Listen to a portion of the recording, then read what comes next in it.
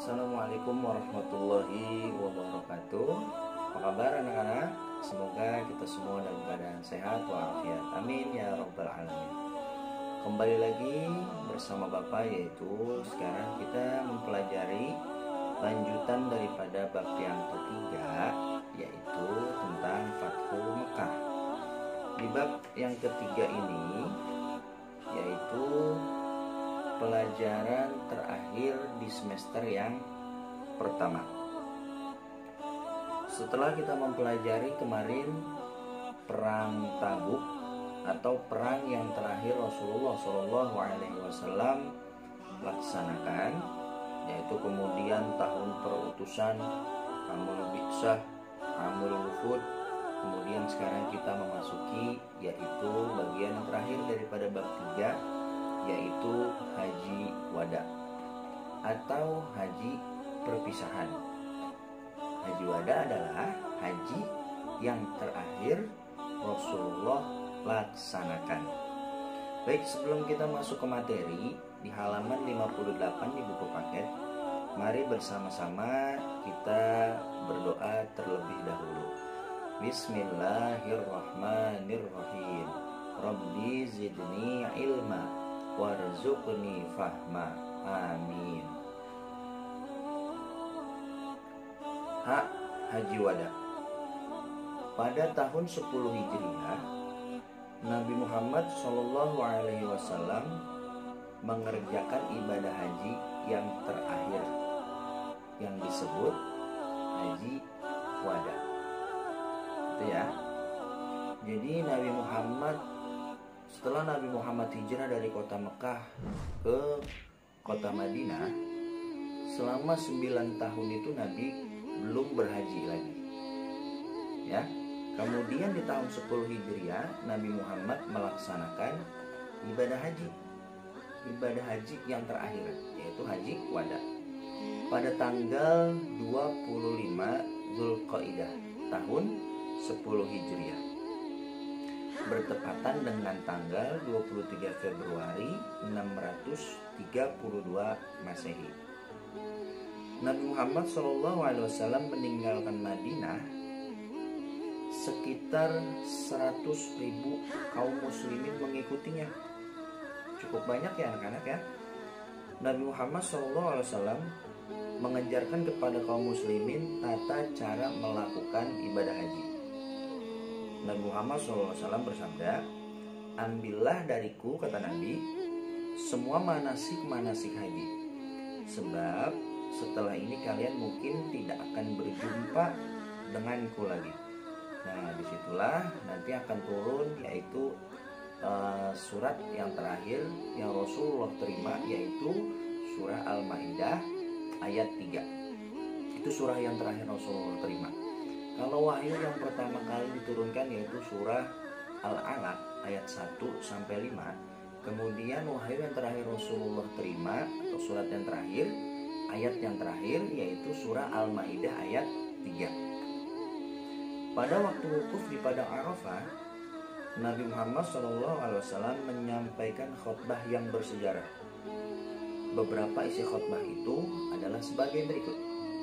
Yang pertama, larangan menumpahkan darah kecuali dengan hak, dan larangan mengambil harta orang lain dengan batil. Ya, tidak boleh berantem kecuali ada perselisihan. Tidak boleh mengambil harta orang lain dengan cara paksa. Hal itu disebabkan nyawa dan harta benda adalah hal yang suci. 2. Larangan memakan riba dan menganiaya. Riba kalian tahu ya. Riba itu contoh misalnya Bapak pinjam uang sama kamu. Bapak pinjam uang sama kamu 5.000, tapi kamu minta balikinnya 10.000. Nah, itu nggak boleh. Namanya riba. Kemudian yang ketiga, perintah untuk memperlakukan istri dengan lemah lembut. Yang keempat, perintah untuk menjauhi dosa. Yang kelima, pertengkaran zaman jahiliyah supaya saling dimaafkan. Karena cukup banyak peperangan ketika zaman jahiliyah ya, banyak sekali. Itu cerita-cerita yang sudah dibahas. Di situ ada perang Badar melawan kaum Quraisy, kemudian ada perang Uhud, perang Khandaq, perang Mu'tah, perang Tabuk dan lain-lain. Yang keenam, pembalasan dengan tebusan darah sebagaimana yang berlaku pada zaman jahiliyah tidak dibenarkan. Kemudian yang ketujuh, persaudaraan dan persamaan antara manusia harus ditegakkan. Yang kedelapan, hamba sahaya harus diperlakukan dengan baik, yakni mereka memakan apa yang dimakan majikannya dan memakai apa yang dipakai majikannya. Jadi budak ya, budak harus diperlakukan dengan baik karena budak itu bebas mau diapakan saja, tetapi kita di situ harus punya hati nurani. Nah, di sini Rasulullah menyampaikan khutbah terakhirnya diantaranya apa? Nah, itu budak hamba sahaya harus diperlakukan dengan baik, yakni mereka memakan apa yang kita makan. Itu. Kemudian memakai apa yang kita pakai. Ya, contoh misalnya kita pakai baju, hamba sahaya nggak boleh pakai plastik doang, nggak boleh, jangan. Atau pakai daun doang, jangan. Ya. Kemudian yang terakhir, yang paling terpenting adalah perintah untuk berpegang pada Al-Quran dan Sunnah. Nah, itu ada di surat Al-Maidah, yaitu telah kuwariskan kepada Muhammad SAW. Di situ di ayat Al-Quran Allah berfirman dua pusaka, yaitu yang pertama Al-Quran dan Sunnah yang diwariskan. Berpegang teguh kepada Al-Quran dan Sunnah atau hadis Nabi Muhammad SAW. Setelah menyampaikan khutbahnya, Nabi Muhammad bertanya, sudahkah aku menyampaikan amanat Allah Subhanahu wa Ta'ala kepada kamu sekalian? Itu kata jamaah yang ada di depannya menjawab, iya, memang demikian adanya. Nabi Muhammad SAW kemudian mengadah ke langit sambil berkata, ya Allah, Engkau menjadi saksiku, kata Nabi Muhammad. Dengan perkataan seperti itulah Nabi Muhammad SAW mengakhiri khutbahnya.